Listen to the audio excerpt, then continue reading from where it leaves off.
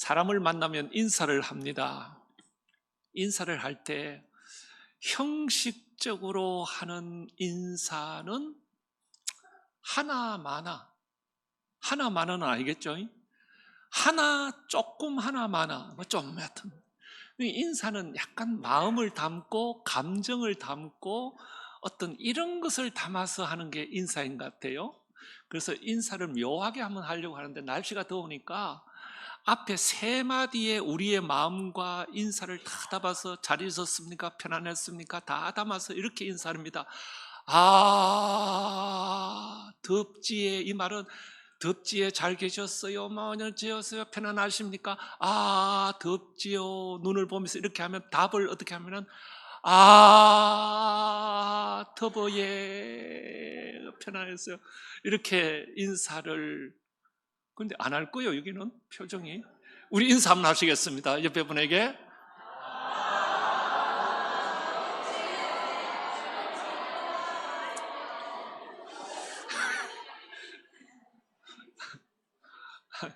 예, 이기본 집사님 일어서서 인사하시고 악수도 하시고 예, 뭐 계속 하셔도 상관없습니다. 예, 예, 집사님 편안하셨죠? 예. 타장 같으세요. 그러면서 전부 타장 같았는데 여러분들은 신앙생활을 하면서 언제 하나님이 가까이 계시다, 하나님이 계신 것 같다 이렇게 느끼십니까? 반대로 언제에 하나님은 멀리 계시는 것 같아, 하나님은 좀 나하고 상관이 없는 것 같아, 이런 감정을 느끼십니까? 지난해에 40일 말씀 기도 학교를 시작하면서 광고 1번에 하나님의 임재를 경험하고 싶은 분 신청하라라고 이렇게 얘기했습니다. 이 말은 하나님을 좀 느끼기를 원하시는 분, 하나님이 계심을 내가 경험하기를 원하는 분. 그랬더니 한 분이 목양실에 찾아와서 목사님, 나 광고 보고 신청하려고 하는데 나는 하나님이 멀리 계시는 것 같고 잘 느끼지를 못해요. 이번 40일 동안 좀 알기를 원하고 느끼기를 원하는데 어떻게 하면 하나님의 임재를 내가 알 수 있도록, 내가 느낄 수 있도록, 내가 경험할 수 있도록 구체적으로 알 수 있겠습니까? 그래요? 앉아보세요. 제가 하나 질문을 드릴게요. 집사님의 지금 삶 가운데 어떤 일이 있으면, 어떻게 기도해서 어떤 기도 제목이 이루어지면 하나님 계시다라고 본인이 인정할 수 있겠습니까? 아니, 내가 이렇게 말한다고 해서 오늘 집에 가다가 로또 복권을 샀는데 이게 1등 당첨되면 하나님 계신 줄 알겠습니다, 이렇게 말하면 안 되고, 이거는 욕심을 쫓아서 구하는 기도 하나님 잘 안 들으신다. 그러니까 본인이 오늘 돌아가셔서 내 삶 속에 40일 기도를 시작하는데 내 삶 속에 어떤 일이 있으면, 내 기도가 뭐가 어떻게 되면 하나님 계시다라고 내가 인정할 수 있겠는지를 적어보세요. 적어서 오세요. 5가지도 좋고 3가지도 좋고 본인이 마음 가는 대로 적으세요. 그랬더니 이분이 1번을 적었어요. 나 올해 예수 믿었는데 방언도 못 받아서 이번에 방언 주시면 그래도 하나님 계시는 것을. 또 2번 적었어요. 딸이 결혼을 했는데 올해 아기가 없는데 이 기도 시간에 아기가 있다는 소식이 들리면 하나님의 응답으로 알고 쭉 이렇게 적었어요. 그리고 40일 기도 학교가 시작되었어요. 그러고 나서 8일째 되는 날 저한테 전화가 왔어요. 어머, 목사님, 하나님이 저한테 응답하셨어요 하시면서 본인이 적었던 그 기도의 제목에 40일 참여해서 응답을 주셨다고 감격하셨어요. 그리고 시간 신나게 참석하셨어요. 그리고 하나님 살아계신다고 막 고백하면서 또 한 12일을 지나가면서 방언도 경험하고 이런 것을 본인의 기도 제목을 경험하고 나서 누가 뭐라 해도 본인은 하나님 살아계신다라고 이렇게 느끼셨어요. 그러면 그분이 막 신앙이 막 하늘을 치고 이렇게 올라가야 되는데, 그리고 40일이 끝나고 한 100일 이렇게 얼마 좀 막 올라가시더니 어느 날 보니까 또 이렇게 이렇게 약간 다운이 되는 거예요. 그래서 우리가 보면은 우리의 신앙이요, 막 이렇게 올라갈 때도 있지만 항상 올라가는 것이 아니라 이렇게 내려올 때도 있음을 우리가 모두 다가 알고 있습니다. 그런데 여러분, 우리가 신앙생활 하다가 하나님이 멀리 느껴질 때가 있잖아요. 하나님이 안 계신 것처럼 느껴질 때가 있잖아요. 어떤 때예요? 욥은 자신의 삶 가운데 온갖 고난이 몰아치고 막 그러니까 이게 하나님이 멀리 계시는 것 같고 안 계시는 것 같고 이런 감정을 느꼈습니다. 그러면 저와 여러분들이 하나님이 느껴지지 않을 때, 멀리 계신다고 느껴질 때 어떻게 해야 하는가 하면은, 여러분, 욥은 하나님이 멀리 느껴진다라고 생각했을 때에 했던 일은 하나님 앞에서 자기의 감정, 내 마음을 그대로 쏟아놓습니다. 오늘 본문에 보면 욥이 너무너무 힘들어서 기도하다가 이렇게 고백합니다. 8절, 그런데 내가 앞으로 가도 그가 계시지 아니하고, 새 번역에는 내가 앞으로 가도, 이 말을 내가 아무리 찾아보아도 그가 계시지 아니하시고, 이 말입니다. 뒤로 가도 보이지 아니하며 그가 왼쪽에서 일하시나 내가 만날 수 없고 그가 오른쪽으로 돌이키시나 배울 수 없구나 라고 고백하고 있습니다. 그러니까 이 욥의 삶을 이렇게 보면 하나님이 멀리 느껴질 때 내 안에 있는 감정을 하나님 앞에 그대로 계속 풀어내는 겁니다. 그래서 욥이 고난이 다가올 때 욥기 7장 11절에 보면 내가 내 입의 말을 금하지 아니하고 내 영혼의 아픔을 말하며, 내 아픔을 말하겠대요. 내 마음의 괴로움 때문에 토로하리이다. 내 마음의 괴로움 때문에 이걸 가지고 하나님 앞에 다 토설하겠다는 것입니다. 말하겠다는 것입니다. 불평하겠다는 것입니다. 그래서 여러분, 하나님이 멀리 느껴질 때 그냥 여러분 그대로 그렇구나 라고 아니라 여러분의 마음을 하나님 앞에 한번 표현해 보십시오. 하나님, 오늘 교회에 왔는데 마음이 뒤숭숭합니다. 하나님이 계시는지 안 계시는지도 모르겠고 내 마음도 내 마음대로 되지 않습니다. 하나님, 이럴 때는 내가 어떻게 해야 됩니까? 앞으로 가도 보이지 아니하시고 뒤로 보아도 하나님이 보이지 않고 왼쪽에서 일하시나 만날 수 없고 오른쪽으로 돌이키시나 배울 수 없습니다. 여러분, 이렇게, 그래서 여러분, 믿음의 사람들은, 예를 들어서 다윗은 항상 막 믿음이 하늘을 치고 독수리처럼 올라가는 것이 아니라 다윗도 이럴 때가 있었어요. 다윗도 하나님이 멀리 계실 때가 있어요. 그래서 다윗의 시편을 이렇게 보면 시편 1절에 여호와여 어찌하여 멀리 서시며 어찌하여 환난 때에 숨으시니까. 내가 하나님을 향하여 막 기도하는데 응답이 없고 하나님이 숨어 계시는 것 같아. 어찌하여 하나님이여 네 환난 때에 숨어 계시나이까? 어찌하여 여호와여 멀리 서 계시나이까? 하나님이 멀리 서 계시는 것 같다.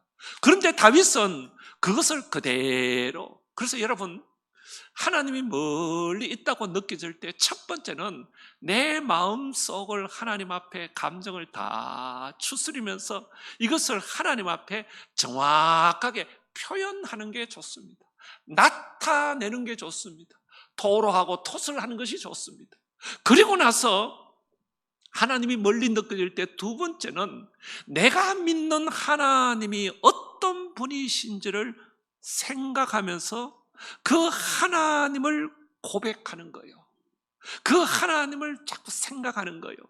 욥은 고난 가운데 하나님이 보이지 않지만 내가 믿는 하나님을 곰곰이 생각하다가 23장 10절에서 이렇게 고백합니다. 그러나 내가 가는 길을 그가 아시나니. 그래도 내가 가는 길 하나님이기 때문에 하나님이 아시겠지. 하나님이 아시겠지. 그리고 13절에 그의 뜻은 일정하시니. 하나님의 뜻은 일정한데 내가 마음이 왔다 갔다 하는구나. 14절 그런즉 내게 작정하신 것을 이루실 것이라. 하나님의 섭리대로 하나님의 계획대로 이루실 것이라. 내가 믿는 하나님을 이렇게 묵상합니다. 그분의 성품을 다시 한번 되새겨 봅니다. 다윗은 힘들고 어려울 때 하나님 앞에 내가 믿는 하나님을 정리합니다. 나의 힘이 되신 여호와여, 내가 주님을 사랑하나이다. 여호와는 나의 반석이시요 나의 요새시요 나를 건지시는 이시요 나의 하나님이십니다 하고 다윗은 내가 믿는, 여러분들은 하나님을 오래 믿으면서 여러분이 믿는 하나님이 누구인지 힘들고 어렵고 멀리 느껴질 때 한번 정리해 보십시오. 하나님, 내가 사랑합니다. 오래 신앙생활을 하는데 하나님에 대해서 구체적으로 생각해 보지 못했습니다.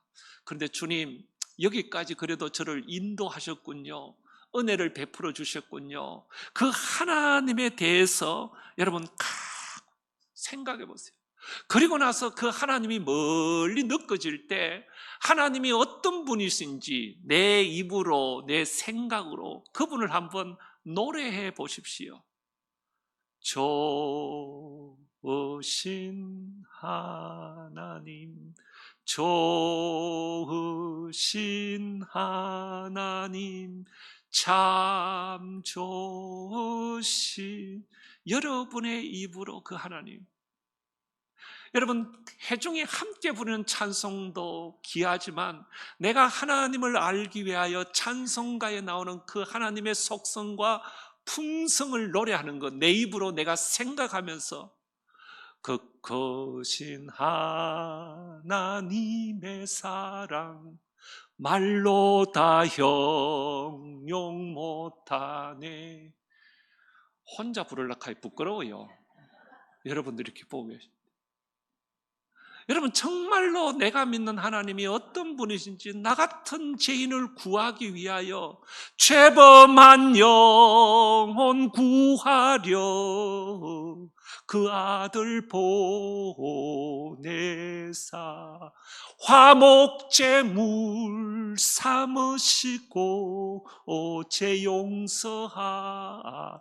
나 같은 이 죄인을 용서하시고 새롭게 하시려고 당신의 아들 예수 그리스도를 이 땅에 보내셔서 나를 위하여 피 흘려 화목제물로 돌아가게 하셔서 우리가 하나님을 향하여 아바 아버지라 부를 수 있고 나갈 수 있고 그런 길을 열어주신 그분, 하나님이 멀리 느껴지실 때 내가 믿는 하나님이 누구인가, 그분의 하나님의 성품, 하나님에 대해서 묵상하고 고백할 때 하나님은 점점 더 그 사랑으로 우리의 가슴으로 다가오는 것이죠.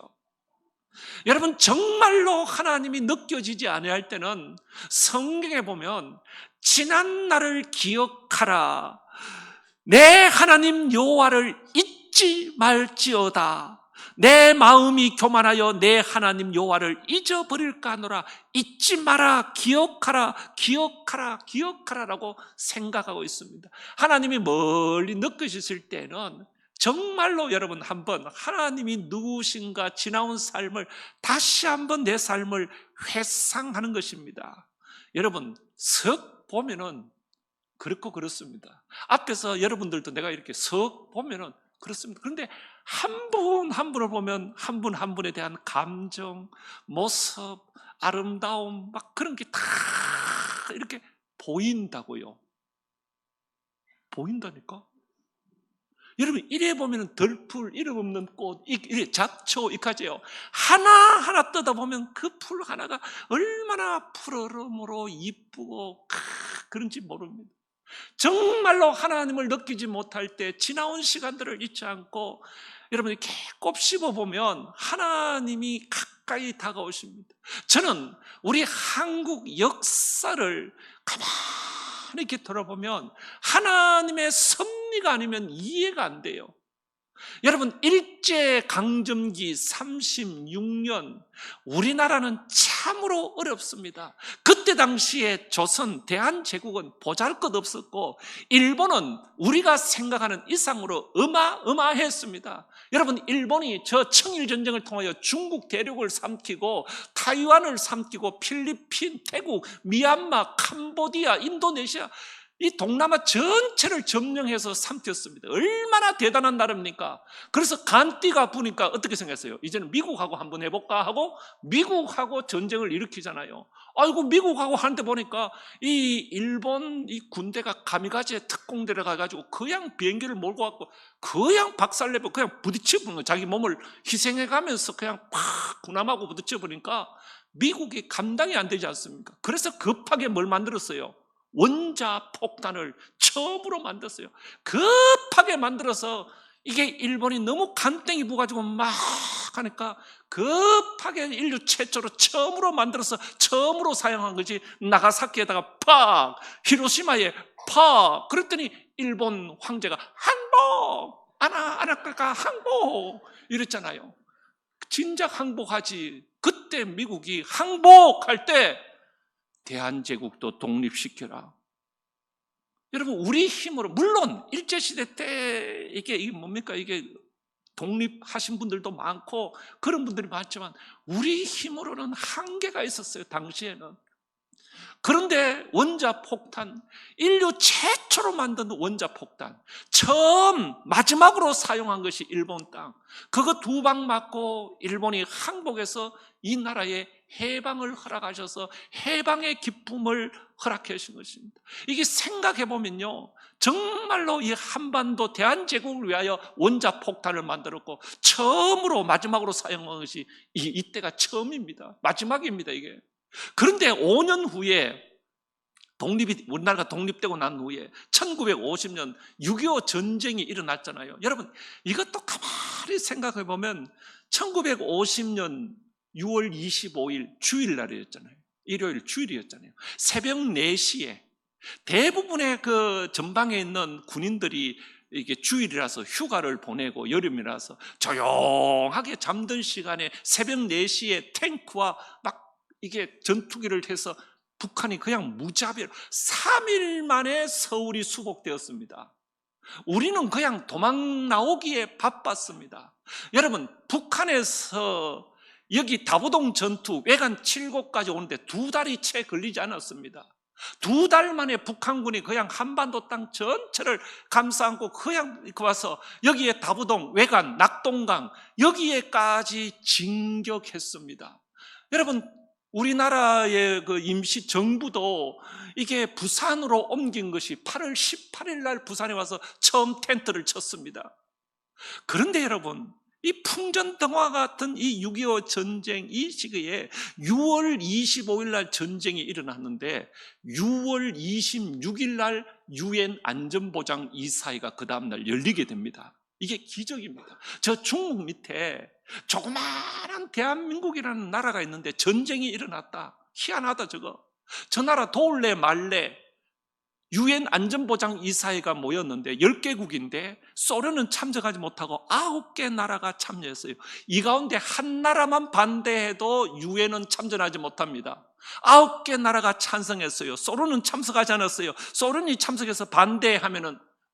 그런데 여러분, 여기에서 찬성하고 난 후에 UN 안전보장 21개국 나라, 이 21개 나라가 어느 나라인가 하면 여러분, 미국, 영국, 호주, 네덜란드, 캐나다, 프랑스, 뉴질랜드, 필리핀, 터키, 태국, 남아공화국, 그리스, 벨기에, 룩셈부르크, 에티오피아, 콜롬비아, 스웨덴, 인도, 덴마크, 노르웨이, 이탈리아, 이 나라들이요, 딱 결정하고 난 후에 이 한반도 땅을 향하여 달려오기 시작합니다. 26일 안전보장 이사회가 뉴욕에서 열리고 8일째 되던 7월 1일 미군 부대가 준비하여 부산향으로 도착하게 됩니다.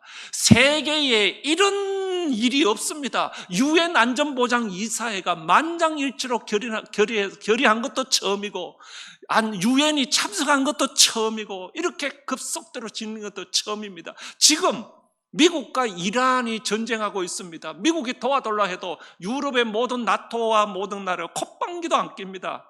전쟁은 네가 이렇게 놓고 우리 보고 와 도와달라 하노. 아무도 안 갑니다. 우크라이나와 러시아가 싸우고 있지만 아무도 우크라이나를 도와주지 않습니다. 러시아를 도와주지 않습니다. 이거는 해이 자체가 되지 않습니다. 그런데 여러분, 6.25의 전쟁은 전쟁이 일어나는 그 다음날 바로 이렇게 유엔 안전보장에 대해서 21개국 저 아프리카, 남아공화국, 룩셈부르크 그런 나라들이 거기가 어딥니까? 여기 와서 피를 흘려서 이 땅을 지켰습니다. 생각해보면 이게 어떤 하나님의 섭리나 그것이 아니면 어떻게 일제치하에서 해방되며 6.25의 전쟁에서 승리할 수 있을까? 스쳐 지나가서 보면 아무것도 보이지 않습니다. 여러분, 하나님의 살아가면서 느끼시려고 하면 하나님이 이 땅에 어떻게 섭리했는지, 하나님이 내 삶 속에 어떻게 인도하셨는지, 하나님이 우리 동일교회를 어떻게 인도하셨는지, 여러분, 우리나라가 그렇게 일어났습니다. 선교사들을 통하여 한국교회가 일어나고 한국교회가 한 나라가 대한민국이 잘 살게 되었습니다. 그 경제적인 여건을 하여 전 세계에 얼마나 많은 선교사들이 파송되었습니까? 지금 경제가 어렵다, 한국이 기울어진다, 뭐 이런저런 얘기를 합니다마는 아니요. 여러분 보십시오. 이 대한민국의 나라가 참 묘합니다. 한국 경제가 기울어질 줄 무렵에 전 세계의 AI, 인공지능 시대가 도래했습니다. 데이터 센터가 필요하고 인공지능이 막 필요합니다. 거기에 핵심 소재가 반도체입니다. 이것을 제일 잘 만든 나라가 삼성이고 SK, 대한민국이 80%, 90%를 가지고 있습니다. 중국에서 좀 만들어서 우리도 좀 팔라 그런데 미국이 너는 안 돼, 까불지 마 하면서 딱 말도 안 했는데 미국이 알아서 잠재워 줍니다. 그래서 이게 완전히 독점이 되니까 세계의 돈이 막 한국으로 쏟아집니다. 여러분 알지요? 몰라요? 그래서 삼성에 다니는 분이 1년에 뭐가 얼마나 그래요?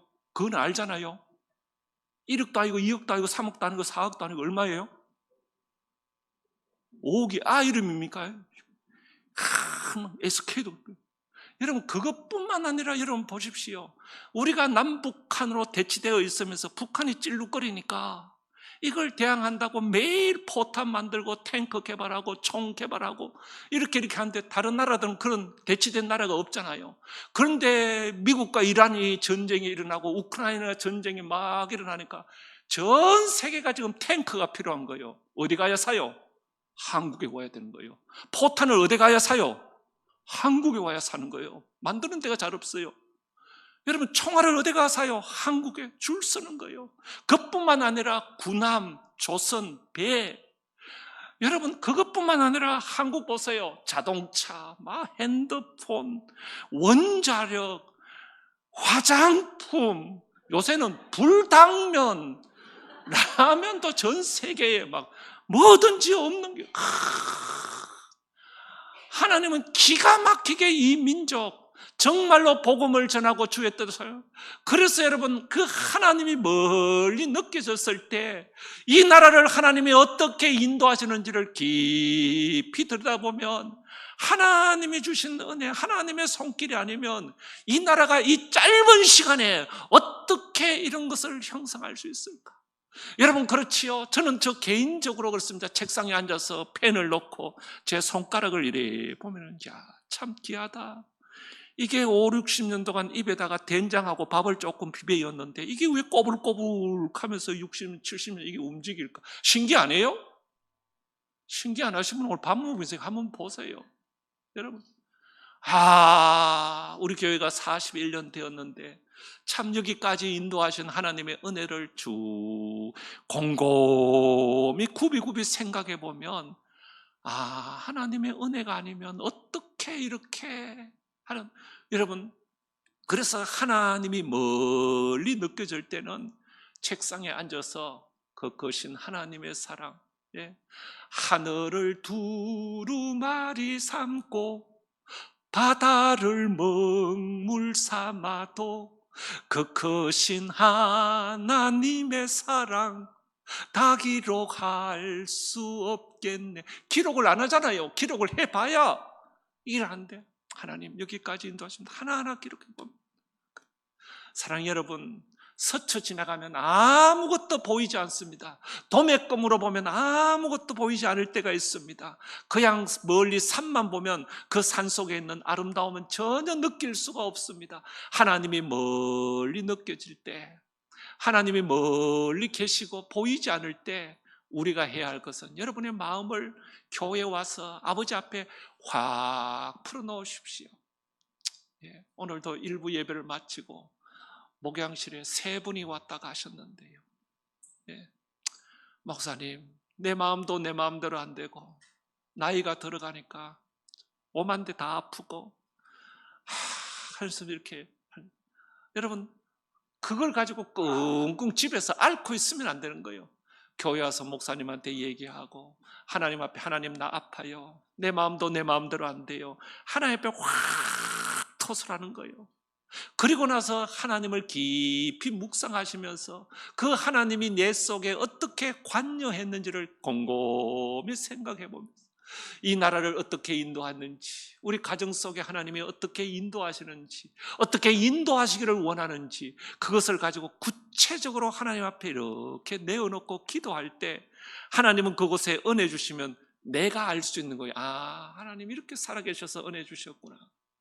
사랑하는 여러분, 하나님이 멀리 느껴지실 때 하나님이 우리에게 이미 하신 일들을 깊이 묵상하며 헤아리면서 하나님께로 가까이 한 걸음 한 걸음 더 나가는 귀한 은혜가 있기를 간절히 소망합니다. 하나님 아버지, 복된 주일 아버지 앞에 왔습니다. 우리는 인생이 잘 될 때 하나님을 찬양하고 하나님이 계신 것 같이 감사하고 노래하지만 내 인생에 고난의 바람이 불어치고 하는 일이 잘 되지 아니할 때 하나님은 보이지 않고 멀리 계시는 것처럼 느껴질 때가 있습니다. 주님, 다른 곳에 가서 신세 한탄하지 않도록 도와주옵시고 하나님 앞에서 내 심정을 다 내어놓고 내가 믿는 하나님이 누구인가를 깊이 묵상하며 그 하나님의 일하심을 바라보며 기도하는 삶이 되기를 원합니다. 지금까지 베풀어 주셨던 은혜, 지금 내 삶 속에 일하셨던 주님의 사랑들을 한 번 더 기억하며 그 사랑을 생각하며 아버지께로 나가 감사하며 주께로 한 걸음 더 가까이 나아가는 우리의 삶 되게 하여 주옵소서. 주님, 오늘도 일하시옵소서. 저들을 만지시옵소서. 엉켜진 실타래를 하나님 헤쳐 주옵시고 모든 문제가 해결되는 귀한 은혜로 저들을 인도하여 주옵소서. 사랑합니다. 예수님의 이름으로 기도드리옵나이다. 아멘.